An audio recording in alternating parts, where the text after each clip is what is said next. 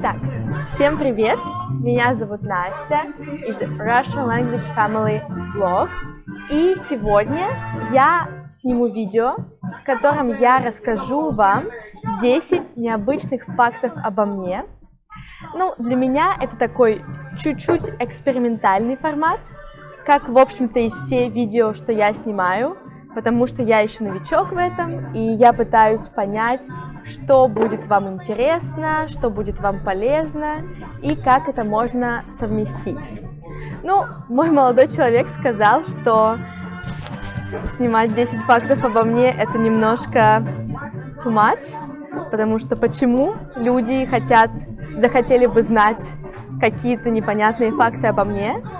Но я подумала, что это будет интересный формат, во-первых, потому что это в любом случае практика русского языка для вас, и вы научитесь лучше понимать русский язык благодаря таким разговорным видео.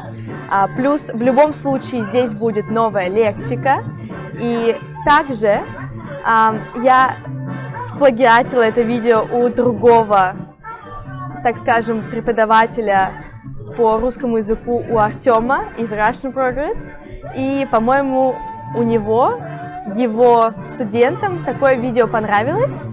Ну и плюс, я думаю, что будет интересно познакомиться с друг другом получше.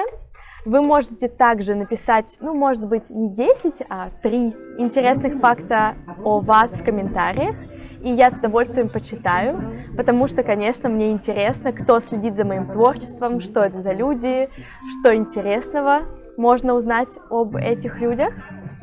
И также я напоминаю, что если вы хотите получить больше пользы от этого видео, если вы хотите практиковать не только восприятие на слух, но также выучить новые слова и, может быть, попрактиковать также эти слова, то я советую вам найти меня на Patreon, ссылка, конечно, в описании, и там будет составлен целый скрипт по этому видео, плюс будут новые слова с объяснениями, с синонимами, и вы сможете не только посмотреть интересное видео, но и получить что-то для того, чтобы улучшить ваш русский язык и чтобы выучить что-то новое.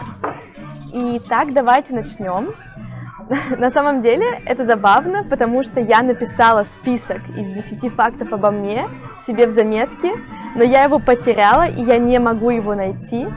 И, сейчас у меня уже, если я буду это делать, то я потеряю много времени, и снимать видео довольно сложно, поэтому иногда прокрастинирую, чтобы этого не делать.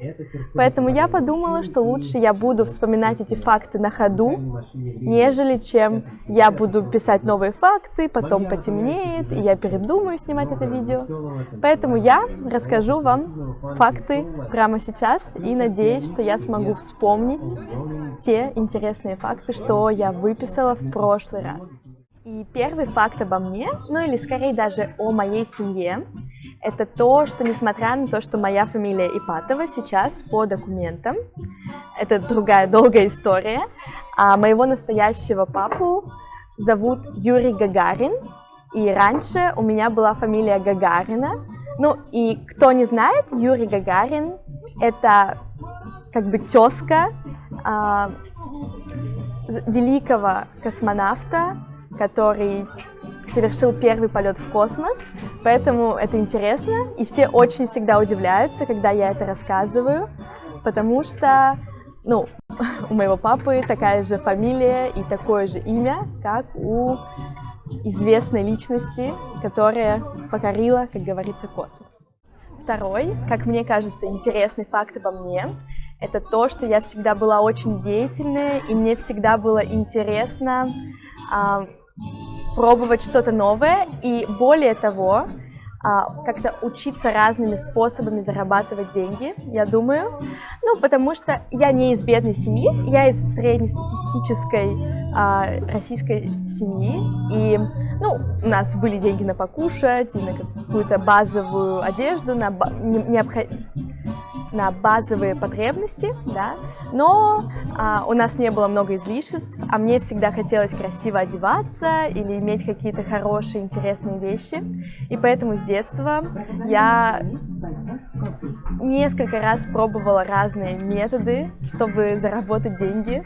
Когда мне было, я думаю, 8 лет, мы с моей подругой собрали какую-то косметику детскую, какие-то маленькие интересные вещи и пошли на улицу продавать это. Мы поставили какую-то коробку, я думаю, разложили эти вещи.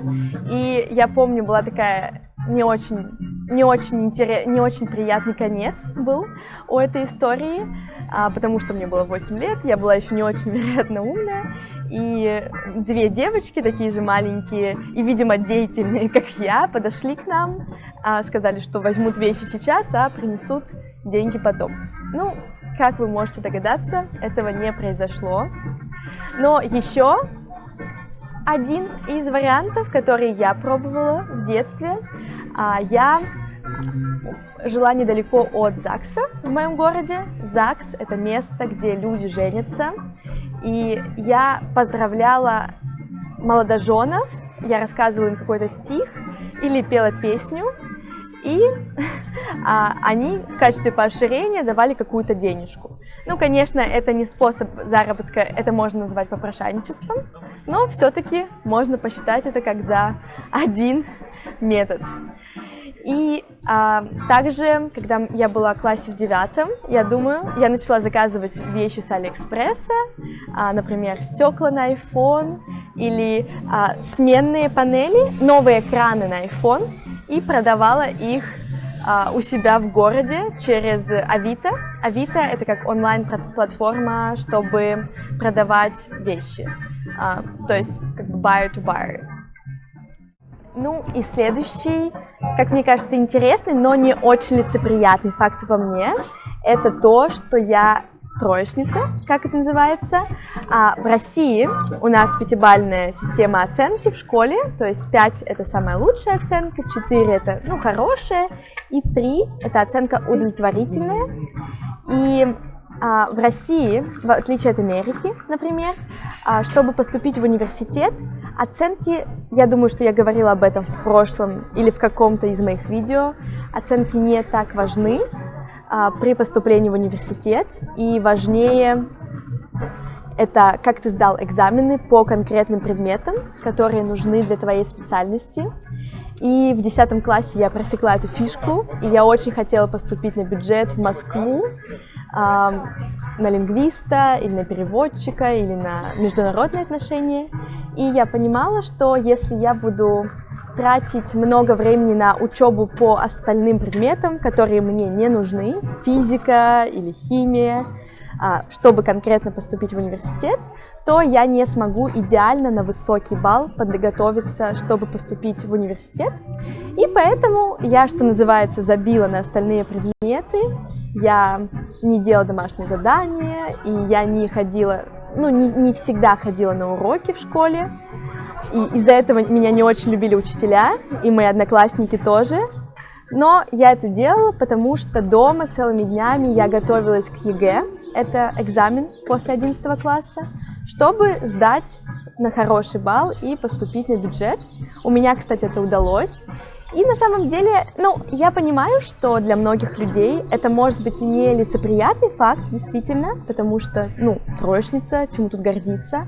Но для меня, я могу сказать, что я чуть-чуть горжусь этим, потому что для меня это показатель того, как ты умеешь фокусироваться на том, что действительно нужно, а не на том, что тебе диктует общество.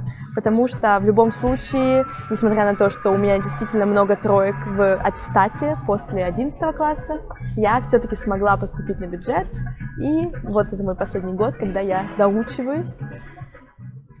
Недавно я увлеклась соционикой, я прошла тест, к сожалению, не профессионально, и всем рекомендую, потому что это правда было для меня открытие. И по типированию соционики мой психотип называется Гексли. И я смотрела несколько видеообзоров, где говорилось, что Гексли – это такой тип, у которого энергия варьируется в течение дня. То есть это спады, подъемы, спады, подъемы. И это действительно, к сожалению или к счастью, правда обо мне. У меня бывают дни или часы, или моменты, когда я супер замотивированная, у меня много энергии, я работаю, я сижу несколько часов, 6 часов, 7 часов подряд, что-то печатаю в компьютере и там провожу занятия. А бывают также спады, когда я лежу на кровати и не могу даже встать, потому что на это не хватает энергии. И, мне это иногда помогает, потому что я умею, если у меня нет энергии достаточно, чтобы я что-то делала, я могу вовремя прекратить это, чтобы пойти восстанавливать энергию. И также, когда у меня есть энергия, я могу быть очень продуктивной, могу выложиться на полную, могу сделать какой-то интересный продукт или какое-то, надеюсь, интересное видео. Следующий, 5-й факт обо мне – это то, что до 7 класса, я думаю, я училась в довольно необычной школе. Эта школа называлась санаторная школа-интернат, и она была для детей, у которых проблемы с позвоночником. Там было много детей, у кого была болезнь, которая называется сколиоз, например. Это когда у тебя не очень ровная спина. И так как это была специальная школа санаторного типа, мы проводили занятия не очень обычным способом также. Вместо того, чтобы сидеть за партами, как обычно это делают в школах, наши уроки проходили так, что мы лежали на специальных кушетках, и у нас были специальные треугольники, чтобы мы лежали под правильным углом, и таким образом мы учились, обычные предметы. И также в моей школе можно было ходить на разные физиопроцедуры, на массаж, и у нас был специальный предмет, который назывался ЛФК. И это ЛФК – это как упражнение для того, чтобы восстановить твою спину, чтобы растянуться, и чтобы улучшить твое общее физическое состояние, я думаю. И это была действительно необычная школа, потому что у нас было 10 человек в классе, и питание, и все, в общем, было бесплатным, то есть шло от государства. Но я скажу, что это был очень необычный опыт, хотя тогда, когда я там училась, я хотела пойти в обычную школу, как все дети, но там были также и свои плюсы, потому что мы могли ночевать в самой школе, у нас были оборудованы для этого комнаты, спальни, и когда я там ночевала, оставалась ночевать, я всегда просила у мамы денежку и покупала разные вкусняшки себе на ночь. И ночью, когда я должна была спать, я ела эти вкусняшки. 6-й факт обо мне – это то, что я сова. Как бы я ни пыталась с собой бороться, а я делаю это уже на протяжении нескольких лет, мне очень сложно ложиться рано и вставать рано. Иногда я пытаюсь наладить свой режим, и я, например, ложусь пораньше, заставляю себя уснуть, но, тем не менее, на следующее утро, даже если я выспалась, мне очень сложно вставать. Вообще, мне кажется, идеальное время для меня – это вставать в 12 часов дня, но это не очень хорошо для моей продуктивности, потому что я люблю работать, и чтобы чего-то добиться, нужно работать, но когда ты встаешь в 12 дня, то кажется, что полдня уже прошло, и кажется, что ничего уже не успеешь сегодня сделать.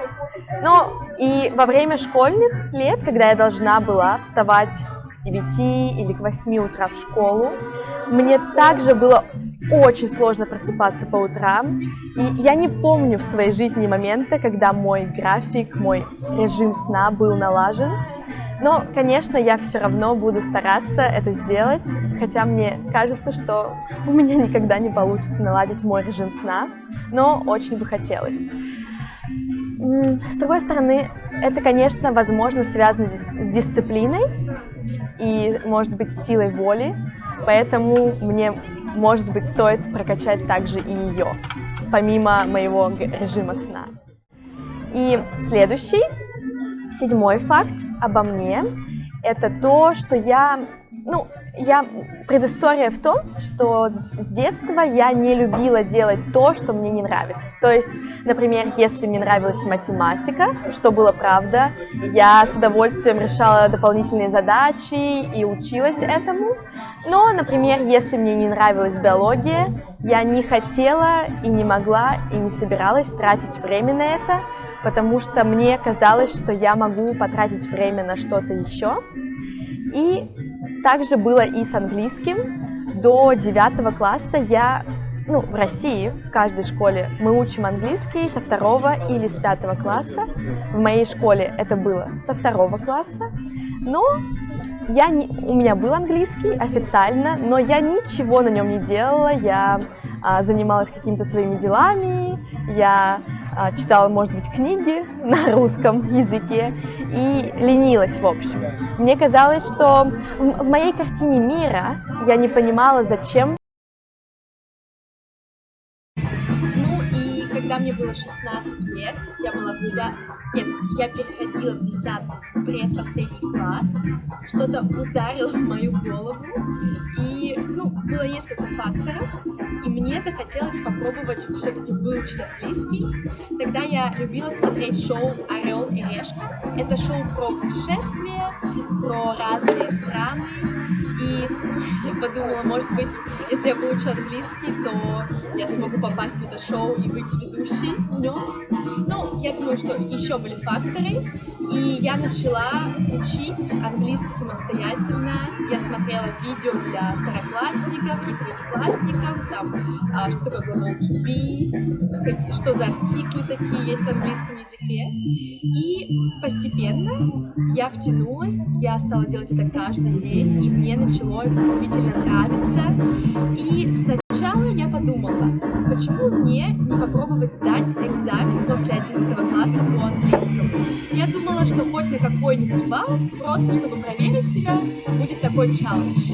И по мере того, как я учила английский все дольше и дольше, я видела результат, меня это мотивировало, мне очень это нравилось. И я подумала, почему бы не сдать экзамен на хороший балл, может попробовать потренироваться и сдать экзамен на высокий балл, чтобы поступить в университет на бюджет с английским и связанный с языками. И в итоге, да, у меня получилось это сделать. Я сдала экзамен почти, где-то на 90% из 100, то есть это хороший результат. И я сделала это всего за 2 года с нуля. И у меня, конечно, были преподаватели, я ходила на курсы, на групповые занятия 2 раза в неделю, но все остальные дни я занималась английским самостоятельно каждый день. Я искала разные способы, бесплатные и платные тоже, чтобы улучшать разные аспекты английского. Я тогда нашла сайт Verbly, и там я бесплатно разговаривала с разными иностранцами на английском языке. Я читала разные книги, я учила грамматику, и у меня получилось это сделать. И, конечно, мне было очень страшно, потому что те, кто хотел сдавать экзамен по английскому языку, это были обычно те, кто учил английский со 2 класса каждый год, и с репетиторами, и с дополнительными курсами. И я думала, как же так, они же так долго учат язык, как я могу с ними соревноваться? Но в итоге мой труд воздался, так сказать, и у меня получилось. И этот факт можно перевести в такую мотивационную речь, на то, что если что-то делать постоянно, вкладывать энергию, ресурсы, время, то это получится. Просто нужно верить в себя, даже если не сразу видишь результат. В общем, я люблю читать, я стараюсь читать какую-то более-менее полезную литературу, будь это художественная, либо литература по каким-то конкретным дисциплинам или темам. И, конечно, я стараюсь выписывать какие-то интересные факты. Может быть, если это художественная литература, я учусь у героев. Но также мой 8-й факт связан с тем, что да, я люблю читать, но также у меня есть один небольшой для меня недостаток. Это то, что я иногда для меня это такого рода прокрастинация. Я люблю читать такие, можно сказать, тупые женские романтические романы. И, к сожалению, иногда, когда, например, у меня плохое настроение или мне ничего не хочется делать, я начинаю прокрастинировать и как раз читать такие романы. И это все однотипные романы про разные, как сказать, про разных людей, которые влюбляются друг в друга, и там, ну, такие как сказки, знаете, наподобие, ну, не Золушки, но в том плане с таким же типом сюжета. И я считаю, что это интересный факт обо мне, но это мой недостаток, потому что действительно я иногда прокрастинирую, и как раз когда я прокрастинирую, я читаю такие бесполезные романы, я трачу на них деньги, а главное, много часов своего времени, потому что если я начинаю читать такой роман, то я его заканчиваю в тот же день или в ту же ночь, то есть поздно ночью. И это, конечно, сказывается на моем режиме, опять же, и ну, на моей продуктивности, я бы сказала. Ну, я не то, что себя сильно за это корю, потому что у всех есть свои какие-то недостатки и свои виды прокрастинации, но все-таки я бы сказала, что я была бы рада избавиться от этой чуть-чуть негативной привычки. 9. Еще один очень честный факт обо мне — это то, что я грязнуля. Это забавно, потому что когда некоторое время назад, когда я искала разные статьи в интернете, почему иностранцы учат русский язык, конечно, там была статья про то, что они хотят пожениться на русской девушке, потому что русские девушки, они более традиционные в смысле отношений, и они более заботливые, они чистоплотные, они умеют хранить очаг, то есть они вкусно готовят, они любят убираться. И там как раз было написано, что русские девушки очень заботливые, если вы найдете себе русскую жену, она будет заботиться о вас, о доме, о квартире. И я действительно тогда посмеялась, потому что все-таки, мне кажется, это зависит не от национальности, а от человека, потому что я не такая, я не люблю убираться, и я очень редко готовлю, я предпочитаю тратить свое время на учебу или саморазвитие, или на работу, и я чуть-чуть грязнуля, можно сказать, я чуть-чуть свинка, то есть я не всегда убираю за собой вещи, и мне нужно заставлять себя мыть посуду или мыть полы, и, конечно, особенно раньше, мне очень многие мои какие-то взрослые люди говорили, что мне нужно переучиваться, быть более чистоплотной, иначе я никогда не найду себе мужа, и кто будет меня такую терпеть. Но на самом деле я принимаю себя, и в принципе для меня это не проблема, а просто интересный факт обо мне, чтобы вы лучше узнали, какой я человек. И последний, 10-й факт обо мне — это то, что я довольно азартный человек. Я обожаю игры. Раньше в детстве я очень любила играть в карты. В России есть известная карточная игра, которая называется «Дурак». Мне кажется, когда я была маленькая, я играла в нее миллион раз. И это очень странно, что я до сих пор не научилась хорошо играть в покер, потому что это прям, мне кажется, мое. И если я начинаю играть в какие-то игры, или я, например, нахожу новую игру, то я не могу остановиться, и мне хочется продолжать еще и еще. И если я проигрываю, мне хочется сыграть снова, чтобы выиграть еще раз. И сейчас мы с моим молодым человеком начали играть в шахматы несколько месяцев назад. И мы с ним каждый день, он тоже азартный, и мы с ним каждый раз, когда встречаемся у него дома, например, или ходим в кафе, мы всегда играем в шахматы несколько раз за день.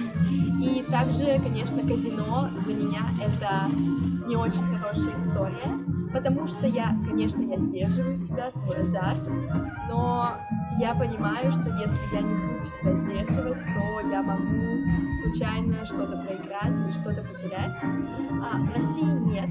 Казино в России запрещены, казино официально. Но в прошлом году, когда я ездила в Монако, я ходила в казино там, и я просто играла в автоматы. И в какой-то момент я начала немножко выигрывать, и я выиграла какую-то сумму денег, но мне хотелось еще и еще, чтобы выиграть еще больше. Но я смогла себя сдержать, потому что, зная такое свое качество, я изначально поставила себе планку не больше скольки-то, и в итоге я ушла оттуда даже что-то выиграть. Но если бы казино было в России в более близком доступе, это могло бы, вероятно, закончиться для меня немножко плохо. Ну, конечно, если бы я себя не сдерживала. Итак, я думаю, что я рассказала 10 фактов обо мне. Напишите ваше мнение в комментарии, напишите, если такой формат видео интересен для вас, или если мне все-таки стоит снимать что-то более, какую-то более общую информацию, как образование в России или что-то другое про Россию. И если вам не интересно знать никаких фактов обо мне, потому что, конечно, как я сказала в начале, я еще экспериментирую, пробую разные форматы, чтобы понять, что лучше будет подходить вам, что больше будет нравиться мне. И в любом случае, это видео, я думаю, это была замечательная практика для вас, чтобы научиться лучше понимать русский язык. И, опять же, не забудьте посмотреть скрипт на Патреоне с новыми словами из этого видео. И также после того, как вы прочитаете этот текст, и я думаю, что скрипт также поможет вам лучше понять, что я здесь говорю. После того, как вы посмотрите новые слова, вы также можете на Патреоне найти упражнения для этих новых слов. И упражнения доступны сейчас по подписке 2-го уровня, и это будет только для первых 5 подписчиков, поэтому торопитесь, это чудесная и недорогая возможность для вас поддержать мой проект и получить больше возможностей, больше интересных материалов, чтобы учить русский естественным образом. To learn Russian naturally. Мне кажется, это самый интересный вариант и самый полезный вариант также. Итак, в общем, поставьте лайк, нажмите на колокольчик, конечно же, и подпишитесь. С вами была Настя. Всем пока!